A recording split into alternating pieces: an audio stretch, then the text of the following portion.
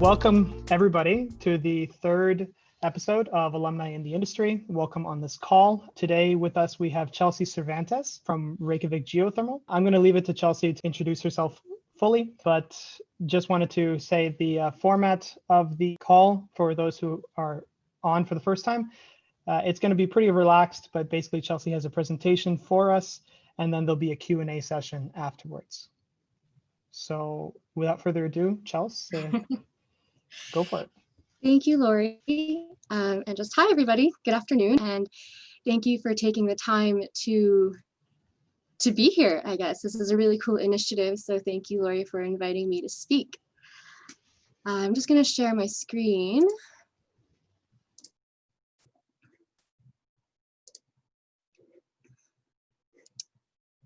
There we go. Does everybody see it all right? It's all good? Thumbs up, nods? All right. So, thanks, Larry. Yes, my name is Chelsea. I do work at Reykjavik Geothermal. I've been working here for the past couple of years, and I am a modeling geologist here. But it wasn't always like that, so I guess we'll go from the very beginning. I'm just going to move this here. And start with before I got to Iceland. So my background is in geology. I have a bachelor's of science in geology from the University of Calgary in Alberta. I'm Canadian, that is my hometown. And I graduated in 2014. But so I was not one of those people that knew what they wanted to be when they grew up right away. I definitely didn't know I wanted to be a geologist until I was, I think, in my 20s already. But growing up, I was a lot more actually involved in like arts and music. But my parents definitely made sure that I was a well-rounded child. And so I was definitely still encouraged to pursue maths and sciences, and I did. But the only indication that I would end up as a geologist was that as a kid and throughout my life, I did collect rocks, which is probably pretty stereotypical of geologists, but I collected them just because I liked them. And I guess that was the start of it all. But I actually started my undergraduate in engineering and struggled. Actually, my first year of university was really hard because I just wasn't quite into engineering like I hoped I would be. And for a little while, I was a little lost and not doing great in university. But so to boost up my grades, I actually took a Rocks for Jocks class. That's what it was called. And it was one of those things that you could take it no matter what your major was. And it was supposed to be really easy. It was supposed to boost your grades. But I loved it. I loved it so much. And yes, it did boost my grades, thankfully, but I really, really enjoyed just learning about, geology, and it was the basics, but that was enough for me to switch into the geology department in my next semester and in my following years. So I loved my classes in geo. I actually particularly really enjoyed field school. So this picture in the middle there is from a field camp that I did in California, where we were doing the structural mapping of the Paletta Folds formations in Bishop, which is like in an area called Death Valley. And this field camp was particularly challenging, but they all were, because they mostly focused around kind of like a 3D visualization of mapping, but portraying it onto a 2D piece of paper. And that was really hard for me, which is pretty ironic considering what I do now. But back then, like this, it was pretty challenging. But I learned a lot, and learned a lot about how hands-on geology could be. I really enjoyed like taking the field measurements and strike and dip. And these field schools were very intensive. We would be out there for a couple weeks camping, and not glamping, like camping, no bathrooms, no showers, and just soaking in all that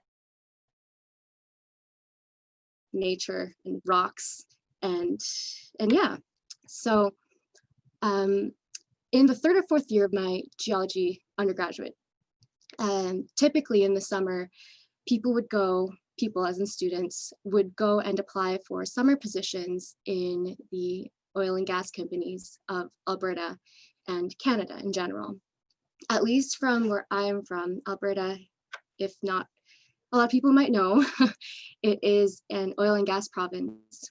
And it's pretty well known in Canada that that's where a lot of the oil and gas comes from. And a lot of people that live in Alberta work in the oil and gas industry. And so there's many courses in the geology undergraduate degree that cater towards working in the oil and gas industry. Some of them we were required to take. So a lot of us in my year were kind of geared up to be oil and gas geologists.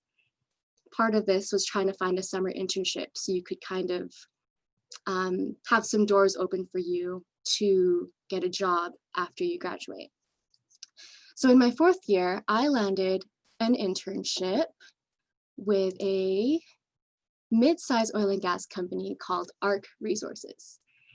And this was kind of my first taste into the oil and gas industry of Canada.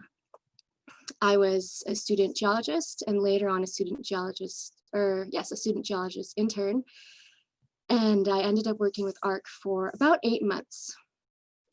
I was in charge of a small oil pool called Star Valley, which is located in southeast Saskatchewan, where a lot of oil is produced in Canada. And it's part of this area called the Williston Basin. And that was kind of like my baby. And that's what I worked on while I was there working with ARC.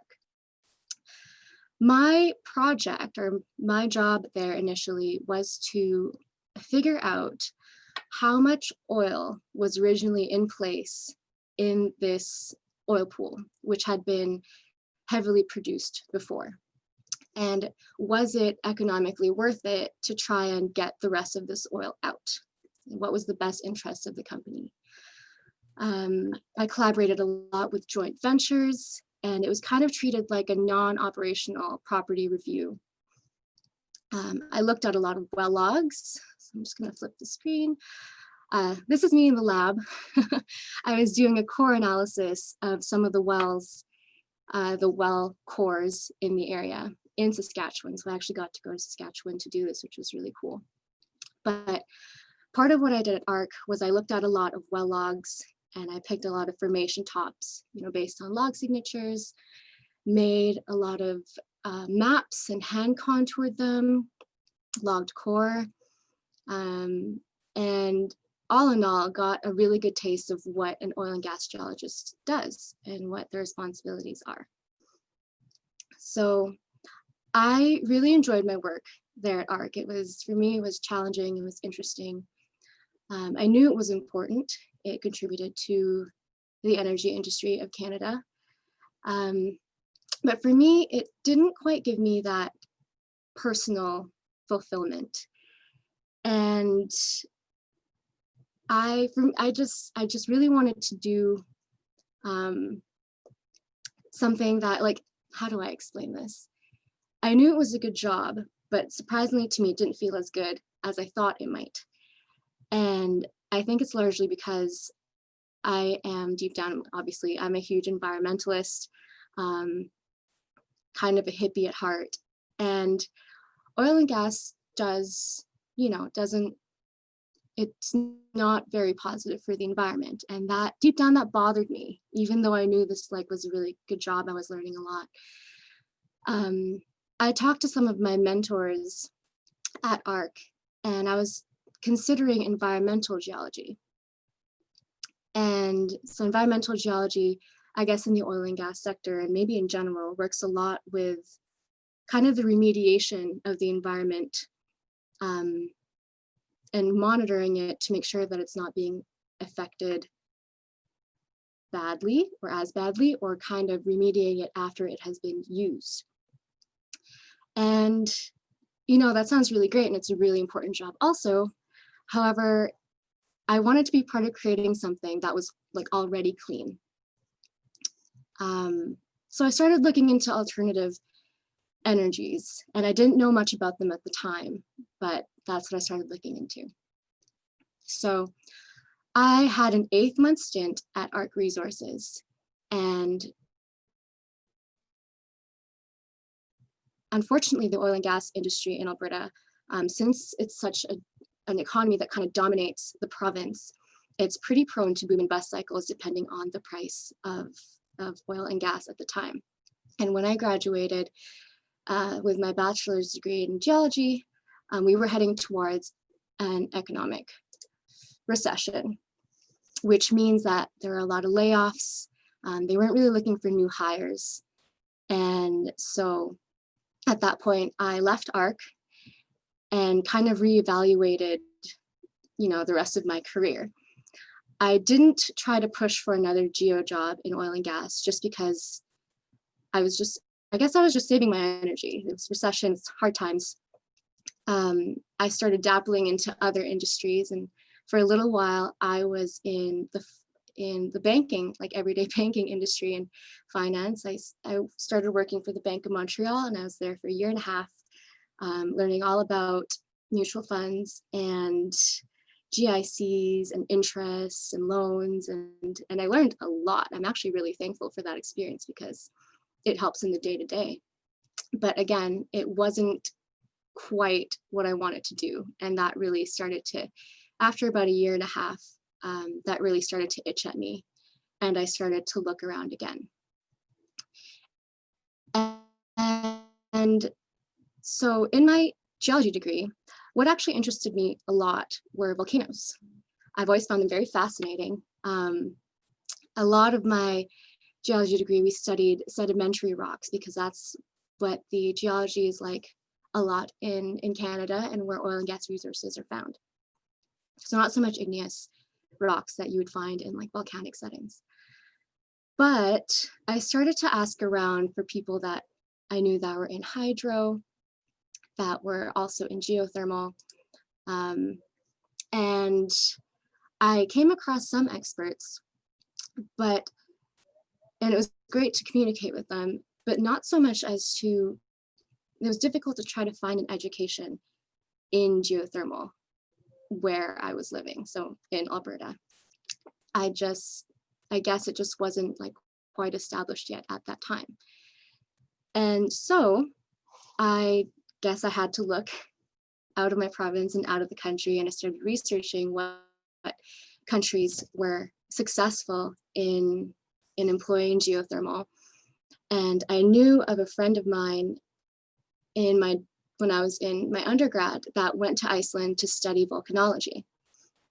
And so I started looking into that, found Reykjavik University and the Iceland School of Energy, and that's what had me on a flight to Iceland in the summer of 2016.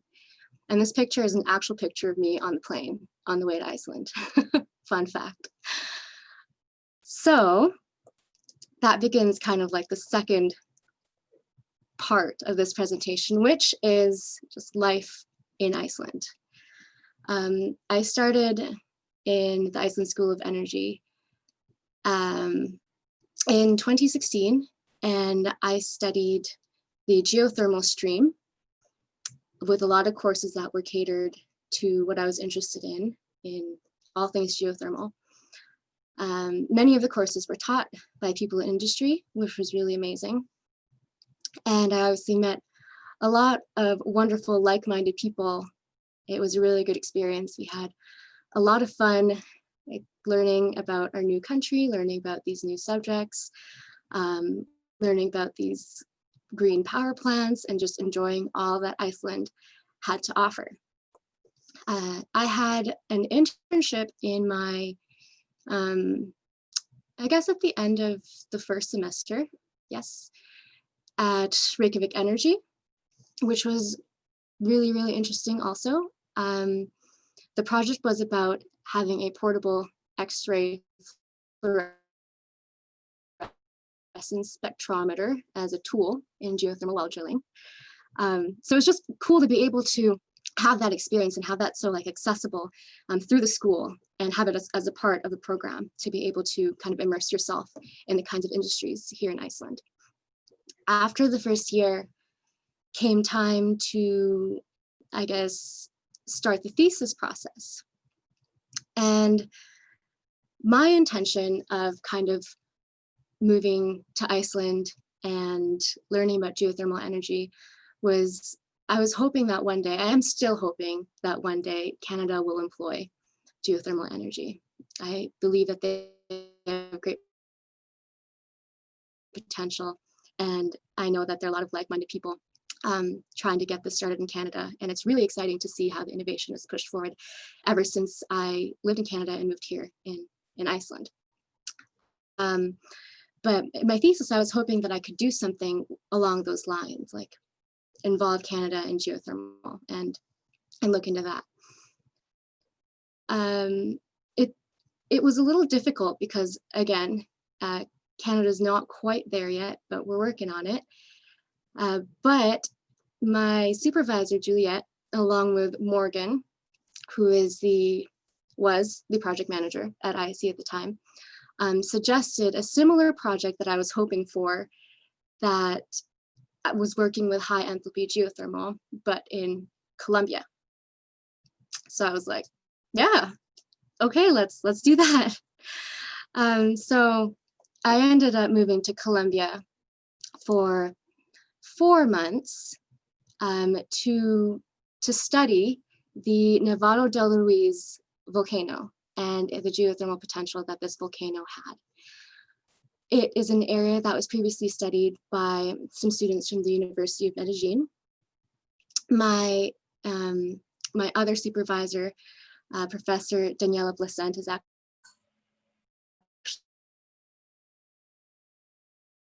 here in this bottom left-hand corner, and joint with Daniela and Juliet, they were my guides through this thesis process. And I got to live in Medellin for 4 months, learning about what has been learned before with the Nevado del Ruiz volcano. I lived with an amazing family who owned a organic coffee farm. So in the middle, that's me on their farm, picking some coffee. And it was just very, very cool to be able to do something that felt really real in a different country. And also in the lower right-hand corner, there's actually Morgan and Juliet. We ended up meeting at a conference in Manizales. Yeah, so my thesis was, the idea was to create a 3D modeling or 3D model of faulting and intrusion in the Nevado del Ruiz volcano. And the idea was to create like a 3D visualization of all the data that was available, and to try to bring up some conclusions of further work and try to understand the system a little bit better. I spent, yes, 4 months doing that. And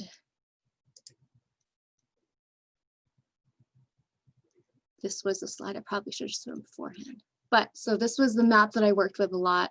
At the bottom, there is snapshots of the model that I made for my thesis. And I used Leapfrog Geothermal as a modeling platform for this, which I had gone with a couple of other students during my second semester of ISE to London to learn how to use Leapfrog Geothermal. And that was kind of the background that I had for my thesis. So I defended my thesis in the summer of 2019, and it went really well. I was really happy with the work, and yeah, I still am really happy with the work that I did there. And following that is my work with Reykjavik Geothermal.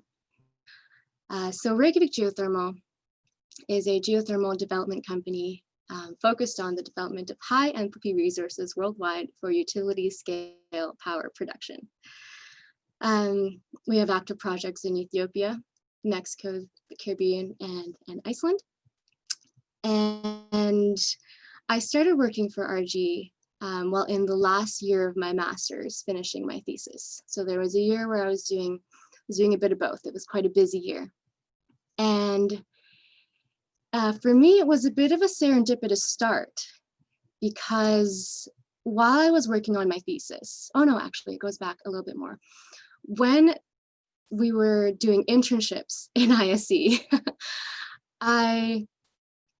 it was great. I got a really cool internship, but we got like a list of internships that were available. And I just kind of remember thinking that, you know, I feel like there's more geothermal representation in Iceland and internships. So I went totally old school. I printed off some resumes and had some business cards. And since Iceland is so small and Reykjavik is quite small, I just took a bus to these different companies and tried to say hello one afternoon. And I actually stopped at the door of Reykjavik Geothermal and was able to meet my current project manager, Jon, who looks like is on this call, which is really cool. And he kind of let me in, and we talked a bit, and he told me he was a previous graduate of the IC program from a while ago. And so kind of just did a bit of networking. And over the next year, I guess we kind of kept in touch on and off, just simply to talk about geothermal. I remember asking for a bit of advice before going to Colombia on how to approach the project, because it was kind of like a greenfield project with nothing being developed yet, and so on and so forth. So I'm doing my thesis now and thinking to myself, like I've actually kind of fallen in love with modeling and really enjoying like just doing it. I found it really fun. And I remember telling some friends and my partner that, you know, I wish I could do this and get paid for it. Like what a dream that would be. But fast forward to a conference, I think it was in 2018 of May, I can't quite remember. But fast forward to a conference where Jon actually recognized me at this conference, and we got to talking and catching up, and he asked what I was doing for my thesis, and I told him about the modeling. And long story short, RG had been looking into having their projects modeled also, and it kind of came with a stroke of luck, good timing, very serendipitous that I started working for RG, doing some modeling projects with some of the projects that RG has. And so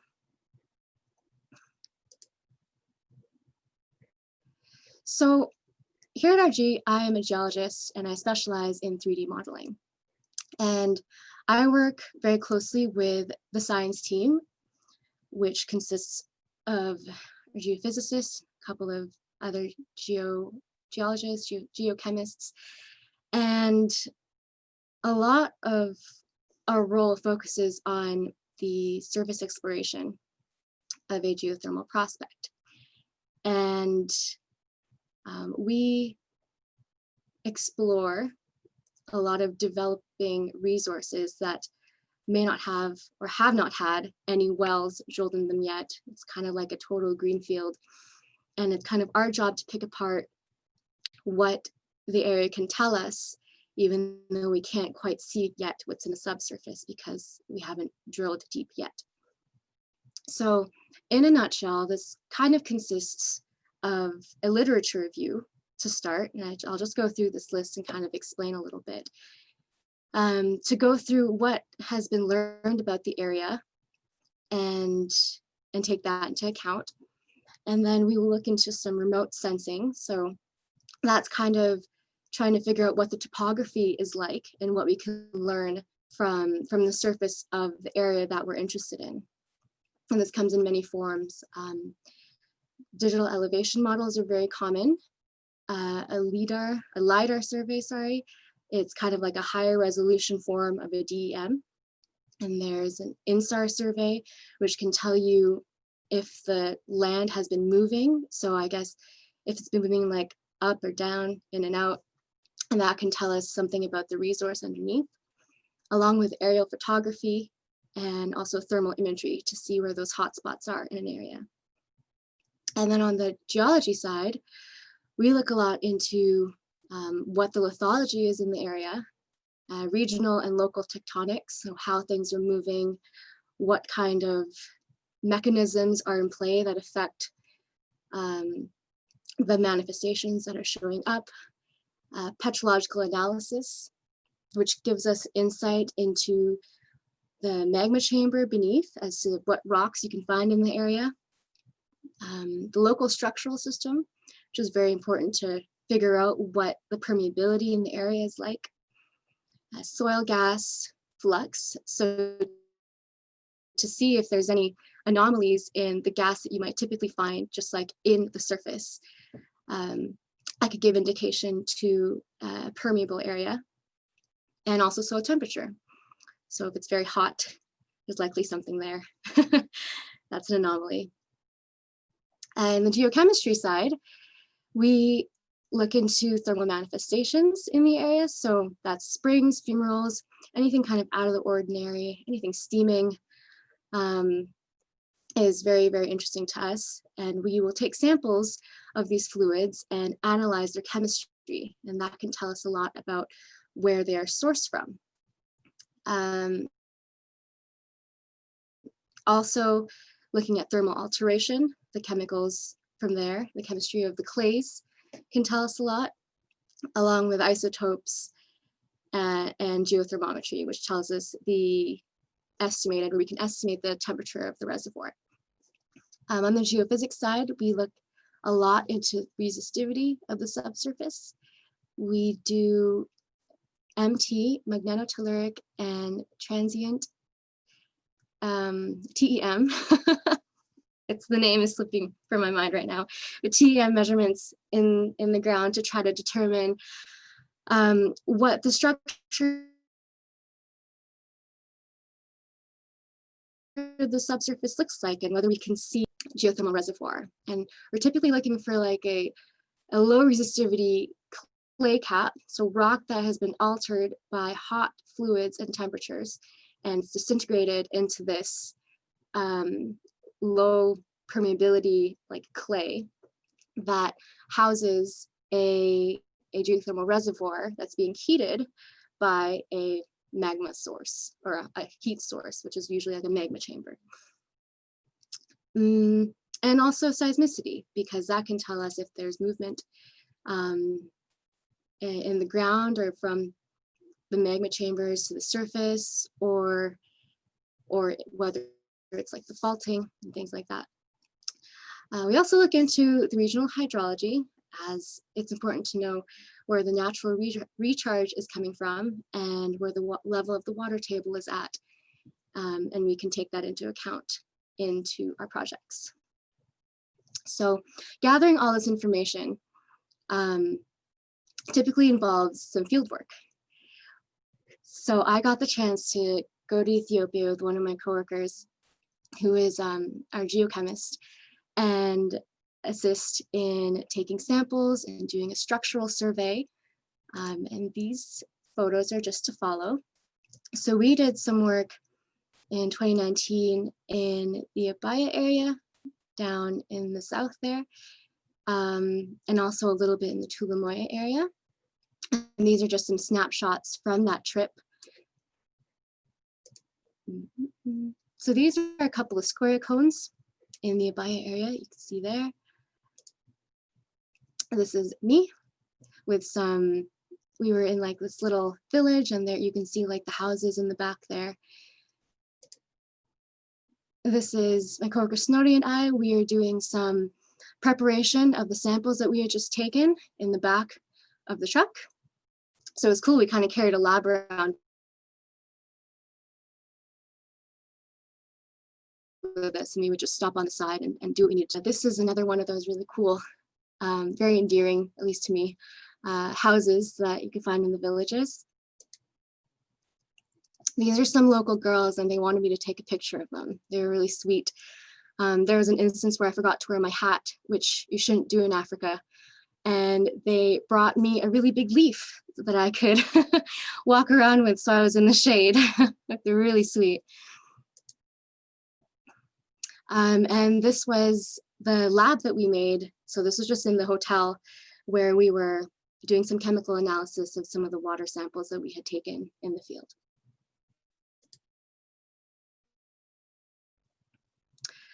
So all of the surface exploration that we do gives us a lot of data. And over time, this data can be built into a conceptual model of our area. The conceptual model encompasses kind of what we understand about all these different factors listed on the left there. And my job with all this data is to create a 3D model out of it, as seen in this video, and kind of put all the data in one place and see it interacting with each other, and to be able to communicate this like with my team, and oftentimes outside of the team to people who are interested in our projects. And eventually, with our conceptual model, we are able to move on to exploratory drilling. And throughout this process, my job is to like update the model with new data as it comes, and kind of try hypotheses on the model if we, the team, or think of something that might be you know, working within the system, and yeah. And it's definitely a team effort. My picture didn't show up for some reason. Oh, there it is. So it's definitely a team effort, not just within the RG team, but like outside the team. So to move a geothermal project forward, it takes a lot of different, like smaller teams. Aside from geoscience, there's, you know, engineering in the design of like the wells and the design of the power plant eventually, accessibility. There's also project management, you know, and we talk a lot with like local experts in the local community. We try to really collaborate with them, because it is like their space that we are trying to make a difference in. And so it's important that they're involved. We communicate a lot with government entities, government financing initiatives, private financing also, and also academia. So it takes a lot of different wheels spinning to get a geothermal project going. And on my end, I feel pretty, what am I trying to say? I guess I feel really good that the models that I make really help communicate what we are trying to accomplish with these different teams.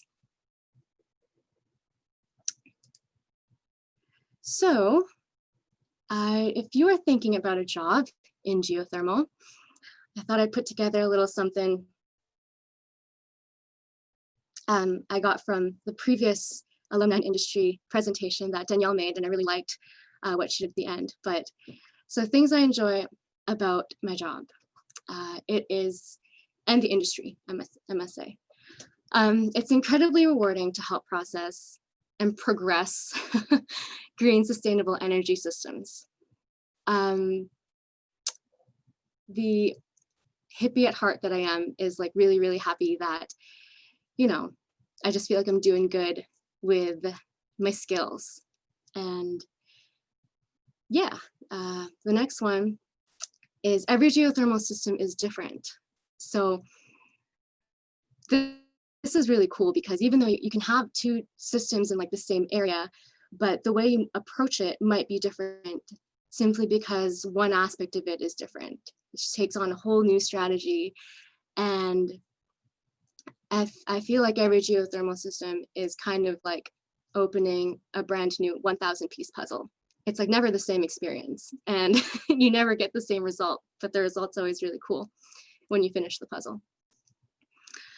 For me personally, the ability to bridge together science and kind of like my artist creativity, because like I mentioned earlier, I was really big on the arts growing up, arts and music, but modeling kind of gives me an outlet to do both, which is really awesome. My models are like my art masterpieces. I'm very meticulous about them. And yeah, so for me personally, this is something I love about my job. And I also find it really fun to just piece together the data that we might collect and try to make something of it. And it's really cool to see something come from just this green field to slowly these parts get put into it, where you can kind of see what's actually happening, or at least imagine what's happening just based on the data you've collected. And that's really awesome. Some challenges that might that I have encountered, but also just in general, a job in geothermal you might encounter as a geologist. There are some intangible aspects for sure, because we are dealing with the subsurface, and you don't really know what's in the subsurface until you drill and you can get that real data. And so in kind of like the standpoint of modeling, there's this quote that goes, "All models are wrong, but they can be useful." And I guess going from this point, I guess a challenge is sometimes that when you get so into the work without that like real data, you can have a model and you kind of envision something to be like your model, but in reality, it's not like your model at all. And it can be hard to reconcile that, because it's always wrong. You're just always wrong. But for some people that might be hard. For me, I'm okay with it. And lastly, geothermal jobs can be location specific. I would love to see a world where geothermal is everywhere, and I really hope we're heading that way. But at this time, like geothermal, high enthalpy geothermal at least, is pretty location specific to where you can find these really specific tectonic areas that can facilitate really high temperatures. And so if you want to work in that sort of high enthalpy geothermal, you might have to move to a place that has that or does that. And kind of like what I've done. So, but it's been great. I've had a very good experience. And so I want to thank everybody for listening in. That concludes my presentation, and I'd like to open up the floor to any questions anyone might have. Hi, Chelsea. I had a question if I might be able to ask. Well, thank you very much for your presentation. It was interesting. I just finished up my first semester in ISE, and I'm following the geothermal track as well. Okay, cool. So your story was very interesting, and I found some useful tips along the way about how you approached finding internships and work and your approach to the thesis as well. So thank you for that. And I guess one of my questions would be, do you have any more advice for a student here? I would love to live and work in Iceland after graduation, and I'm very motivated to get an internship this summer and maybe have some part-time work while I work on my thesis as well. Yeah.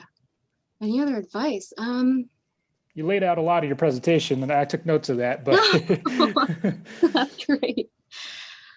I guess it would be just to try to get to know the industry here and who is a part of it. Network. And I know right now it's kind of hard to like reach out and ask to go for a coffee, but when that is okay again, then just get to know people, like who's who, get their take on it, get their take on your position, and just because you never know like who might be looking for the skills that you have. I think that would be what I would take away from your question, the advice I'd give to you. Yeah, thank you. I'm looking forward to the normal coming back. It's been I'm mainly sure an we all are. online semester. Yeah, I bet. Thanks for the question. Thank you.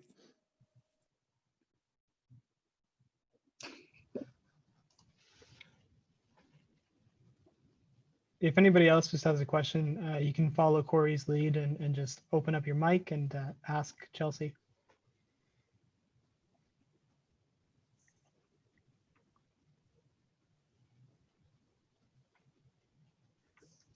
Did have another one, but I was going to give other people a chance. I'll interject, Corey, and then you can ask yours after mine, maybe. Okay. Do I have a hot mic here?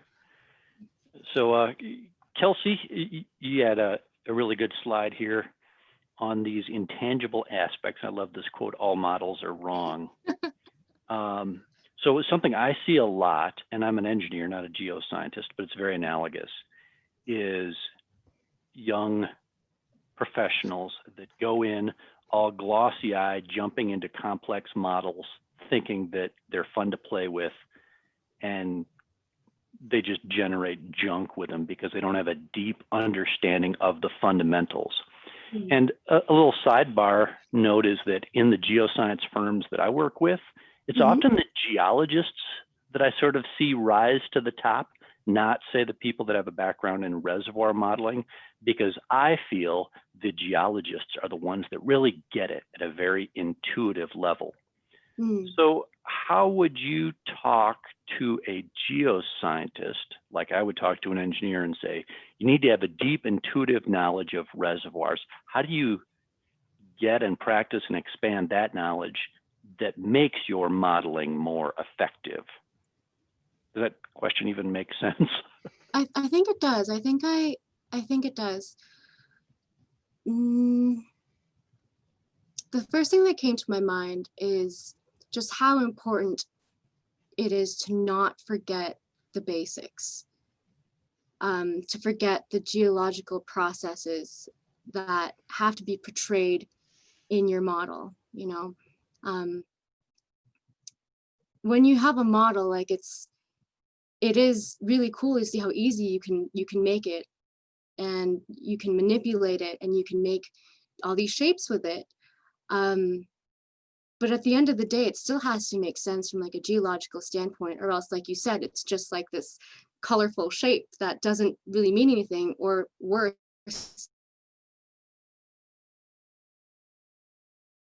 is portraying like information that is wrong. But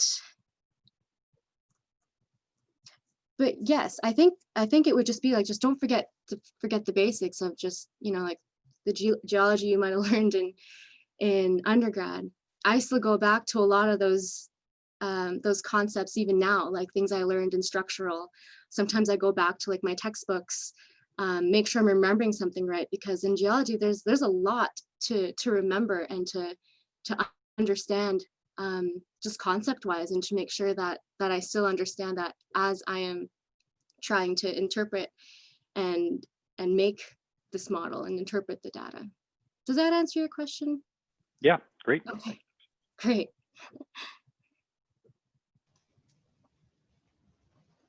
Yeah, Corey, I think it's your go. Okay, yeah. So I noticed with a lot of your projects with Reykjavik Geothermal, as well as just through ISE, that a lot of them were international based, which involved traveling to the sites to perform experiments and collect samples. Mm-hmm. So with the COVID-19 pandemic going on and international travel being very strange now, how has that impacted your work on international projects? There's not much traveling.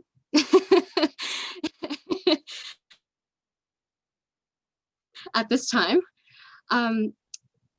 But luckily, I guess, we have kind of passed that surface exploration point in the projects that we would, or at least we're not at that point anymore. So luckily we got all that done before COVID. And I guess in a way, like, some things had to slow down. We are currently drilling in Tulumoye in Ethiopia, and like that had to slow down for a bit just because of the COVID situation. But I guess to answer your question, there's a lot less traveling, but we're still trying to do what we can and push on. And the moment traveling is okay again, that'll probably pick up again. Yeah, thank you. Yeah. Chelsea, I have a few questions for you. If there's Sure. nobody else, I'll just ask one, and then if there's anybody else, they can jump in as well. So you had mentioned early on that one of the reasons why you decided to switch careers was because of the recession when you graduated from your bachelor's. Do you think you would still be working in oil and gas if the recession didn't happen?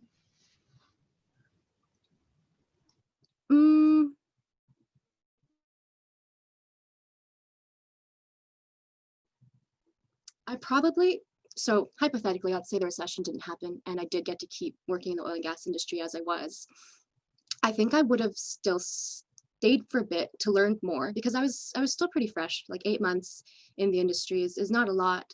But I think eventually it would have gotten to me a little bit, and I would have wanted to explore other energy options for sure. And also because it's kind of a boom and bust industry, a recession would have happened later anyway. And, you know, I might have been in trouble then. So I probably though would have tried to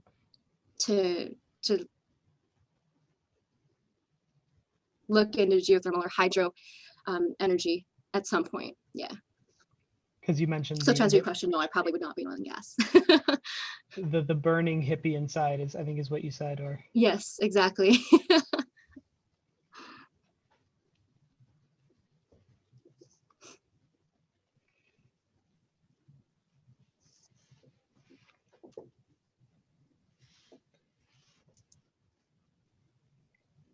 there's got to be a few more voices out there besides Corey and Bill. Is there? Yeah. So we got one from Veronica. Okay, I was gonna say maybe we should check the chat. I just got it. Okay. Hello. Hey V. Hi. How's everybody? Good. How are you? I'm well, thank you. Along the lines of where we are in COVID-19 world, do you, knowing what we've been going through currently, are there some thoughts or things that we could do differently or things that you would like to see within your industry? Maybe some changes that could be made in a positive way based on where we are now?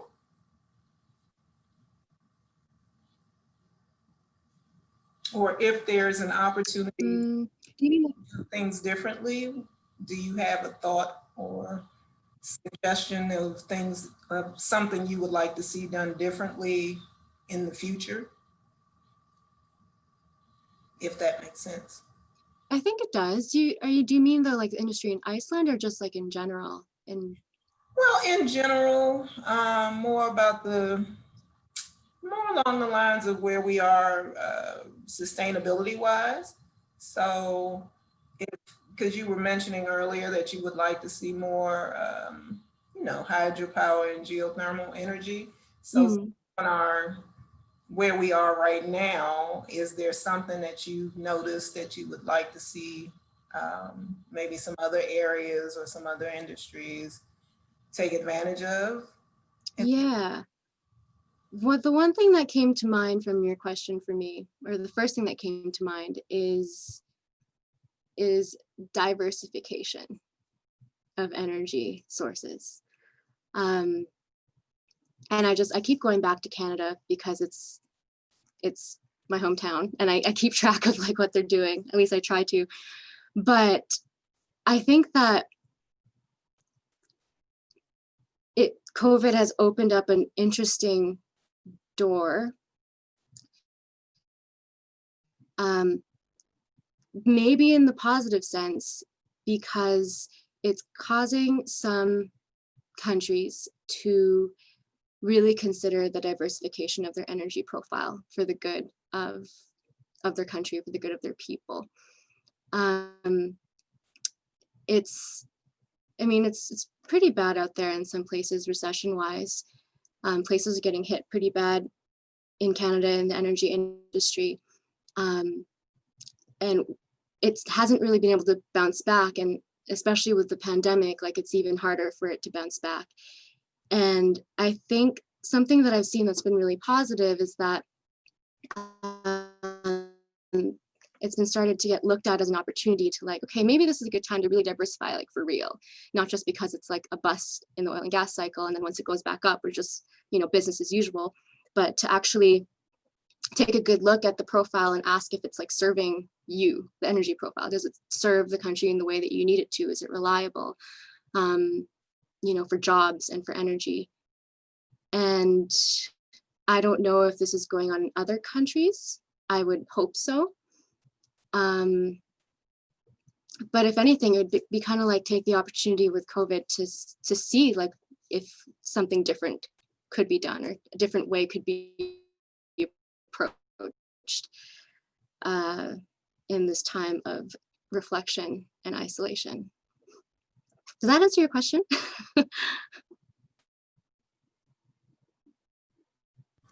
Yes, it does. Oh, great. Thank you for the question. It was a thinker. Do what I can. Thanks.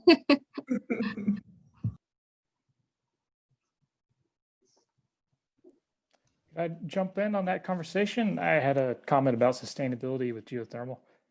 Mm-hmm.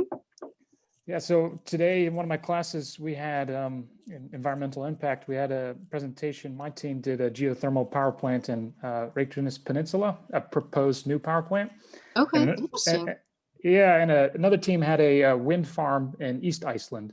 And the lecturer actually pitted us together about the pros and cons and what's the best solution. And one interesting point was the carbon dioxide emissions from the wind farm, you know, beating our geothermal plant.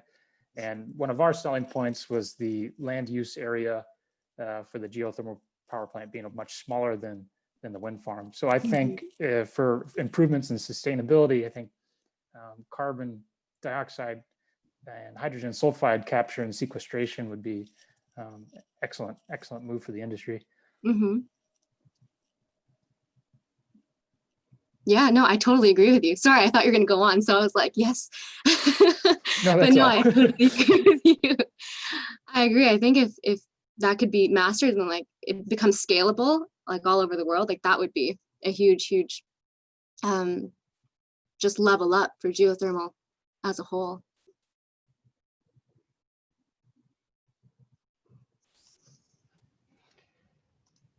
I have a question that maybe touches on what Corey asked earlier on in the call. But do you have any advice, and this perhaps is the IIC question, but do you have any advice for graduates or soon to be graduates looking for a job in the energy industry in Iceland or abroad?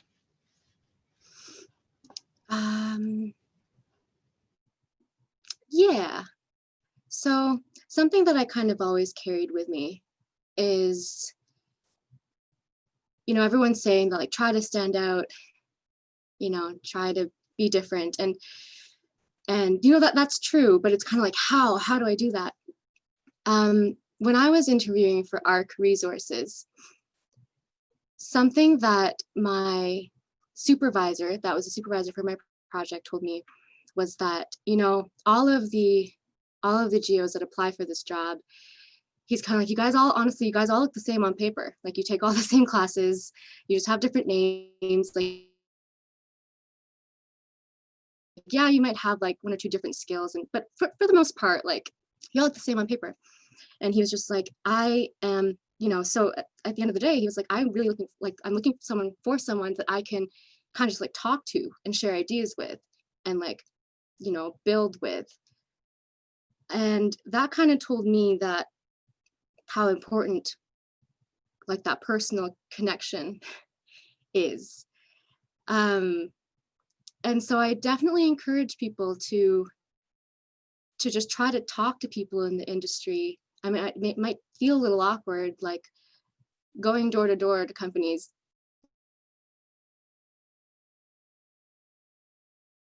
Yeah, it's a little awkward, but in conversation, like, you know, you're a person they're a person, you probably share some experiences and probably find something common to talk about. And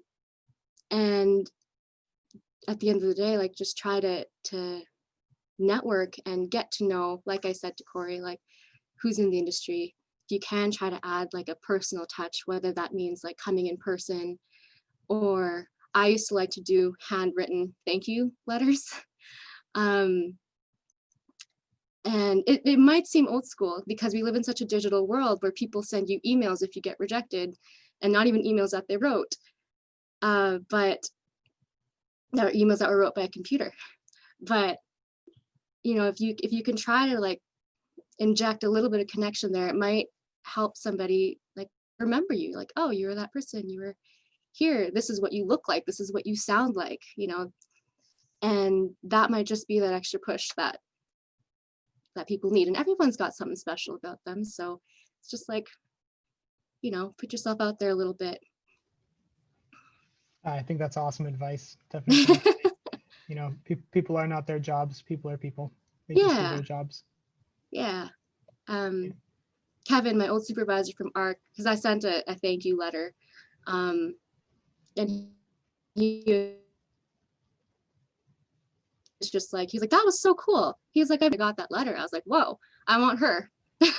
So it could honestly be like a make or break thing to make a personal connection with someone, and someone can just kind of feel like they know who you are and, you know, want to hang out with you in an office all day. Awesome. Thank you for that. Yeah.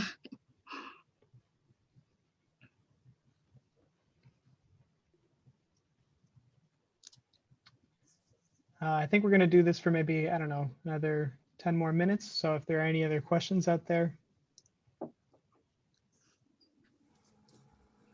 Hey, Chelsea, I hope you have an abstract one for you. Okay, sure. As someone who's like focused on sustainability, right? Yeah. How much of a difference do you really feel, or how much input do you feel like you're really giving to the industry when it comes to your 3D modeling?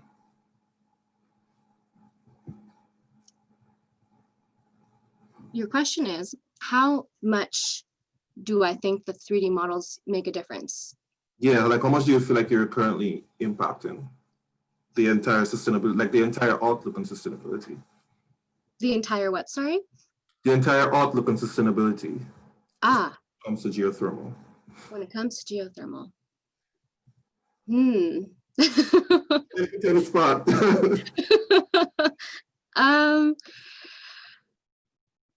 Well, I like to think, I do think it makes an impact.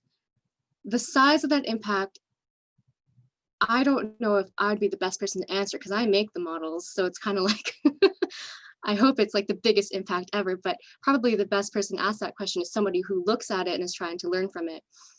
But I do know that it makes a difference when you're trying to communicate something abstract. It's already hard enough as it is, like even if you're, as a geologist, talking to another geologist and trying to show things and explain things, it's a little bit easier, but like you still got to, you know, form the right ways of saying things so someone understands. Now think about trying to explain something that's so abstract, literally under the ground, to somebody that doesn't have like a geology background or science background, because in geothermal and in other industries that are in sustainable industries, energies, work a lot with other people that may not have that technical background or that geological background, but you still need to communicate to them what you're working with, and they still need to understand. And so I think that it does make a big impact because, you know, it's such a big working team, and communication, efficient and effective communication is everything in how to get projects moving forward. And if everyone can get on the same page a little faster, if everyone can have that aha moment a little sooner, and not like, and like a real aha moment, like a real aha moment, not like a smile and nod moment, you know, then you're that much closer to your goals. And I think it's really helpful, especially when you like try to share models with your team or share models to strangers. and you can quickly just relay the same information because they can see it. You can be like, that's a fumarole, and you can like see like this is where it is, or this is, I don't know, a fault and it dips this way. And you don't have to show it on a piece of 2D paper and like put your arm under it to show like which way it's dipping. Like you can see it in the model, it's dipping this way. Does that answer your question, Arthi? Yeah, perfectly.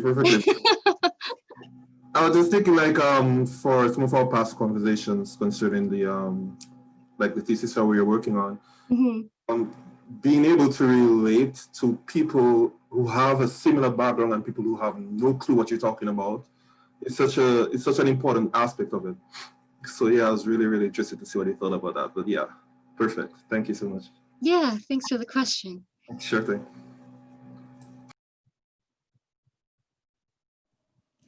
I like Arthi's question, and something that came to mind was the famous statistic that I forgot what the exact number is, but is it 1 out of 3 geothermal drill wells fail?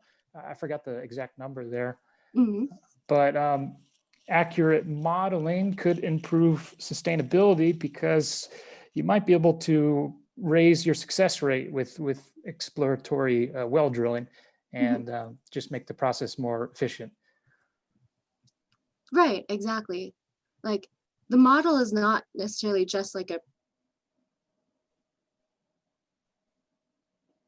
a pretty 3D thing. It's actually like all the data in there, all the data you collect in the field, so all that real data, and showing you what, guided by a geologist or whoever is making the model, and can show you like what's actually happening. So, but like you said, it could increase accuracy because it is real data, and the more data you put in it, the more accurate it can become. Yeah, because I imagine 50 years ago, the geologists working to install geothermal power plants, the information they had and the technology they had compared to now is just, night and day. Yeah, exactly. Yeah, my dad is a geologist, and he was a mining geologist, but he was telling me about how they drew all their maps by hand. Everything was done by hand with rulers and big pieces of paper, and that's how they did it. And it took longer, but so it's such a different industry now, just in terms of technology and innovation and what you can do and what you can show people, for sure. It's interesting because listening to you talk about these models that you're making, it sounds like it's a combination of real data, like you're saying, and also hopefully educated guesses and estimates that go together to make what you think is going on under the ground. So I'm wondering, what do you think is the trickiest part? I mean, what's the hardest part for you when you're piecing all of this together and you're doing your model?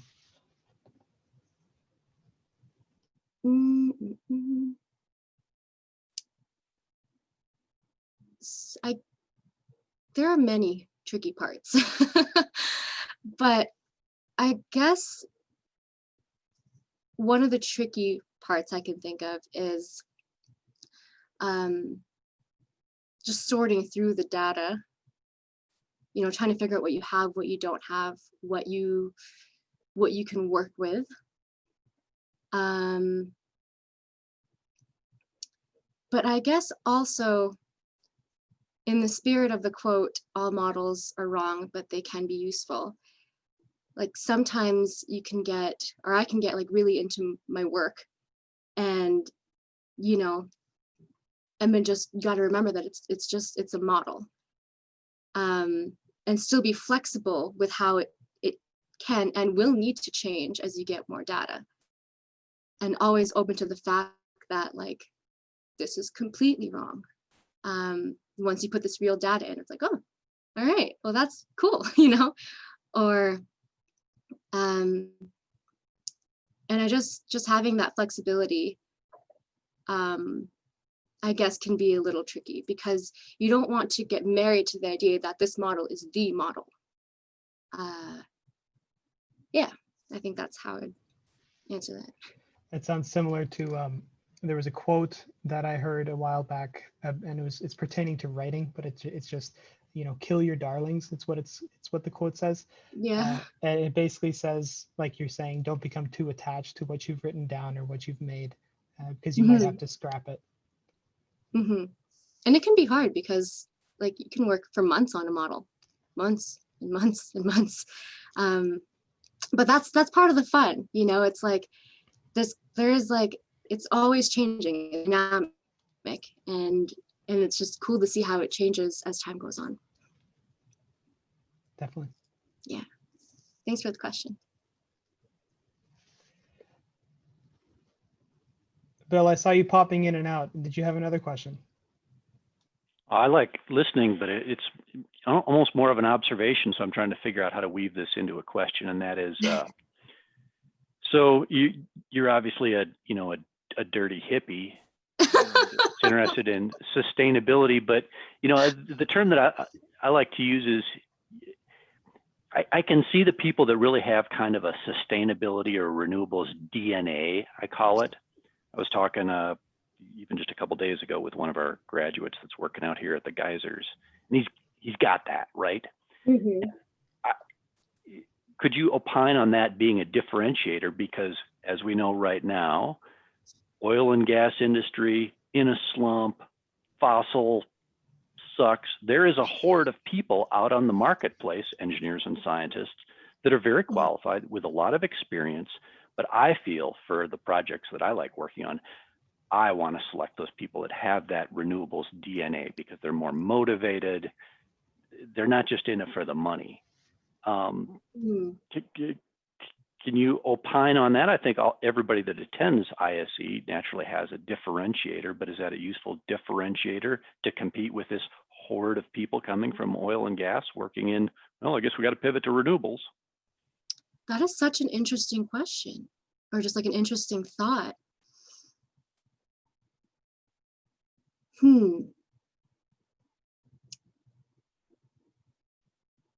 I mean, my hope is that even if oil and gas workers have to pivot to renewables, that, maybe this DNA can be shared, and that eventually that there's no resentment towards it, and that they come to be more passionate about it, if not already.